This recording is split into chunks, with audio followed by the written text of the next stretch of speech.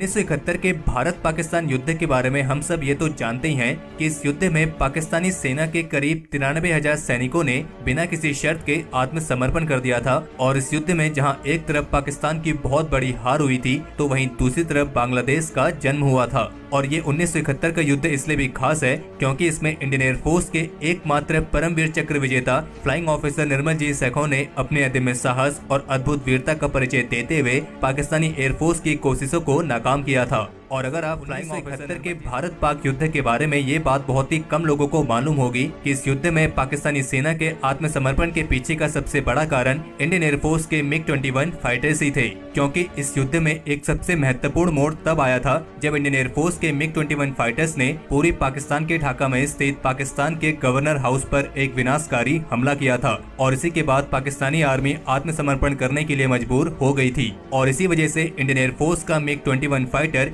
Aviation history में एकमात्र ऐसा एयरक्राफ्ट है जिसने किसी देश की पूरी सेना को आत्मसमर्पण करने के लिए मजबूर किया हो। और इंडियन एयरफोर्स के MiG-21 FL फाइटर्स की टुकड़ी ने गवर्नर हाउस को 14 दिसंबर 1971 को निशाना बनाया था, जिस वजह से वहां के गवर्नर इतने भयभीत हो गए थे कि उन्होंने तुरंत ही इस्तीफा दे दिया था और संयुक्त राष्ट्र के हवाई हमले के आश्रय में शरण ली थी। MiG-21 फाइटर्स को नाटो की तरफ से एक फिश बैट का कोड नेम दिया गया था और रशिया ने इस एयरक्राफ्ट को खास तौर पर एक हाई एल्टीट्यूड पर स्पॉट इंटरसेप्टर एयरक्राफ्ट के तौर पर डिजाइन किया था। लेकिन भारत इसका इस्तेमाल मल्टीट्यूड रोल्स के लिए करता था और इसे एयर डिफेंस के साथ साथ एक हाई लेवल के ग्राउंड अटैक, इंडियन एयरफोर्स के स्ट्राइक एयरक्राफ्ट के टॉप कवर के तौर पर और दुश्मन के एयरक्राफ्ट को स्ट्रेटेजिक टारगेट से दूर रखने के लिए इस्तेमाल किया जाता था। 1971 के युद्ध की शुरुआत भारत ने नहीं बल्कि पाकिस्तान ने हमारे फॉरवर्ड एयर बेसिस पर एक प्री एम्प्टिव एयर स्ट्राइक करके की थी। लेकिन इस युद्ध को समाप्त भारत ने किया और इस बात पर हमें उरी फिल्म का एक डायलॉग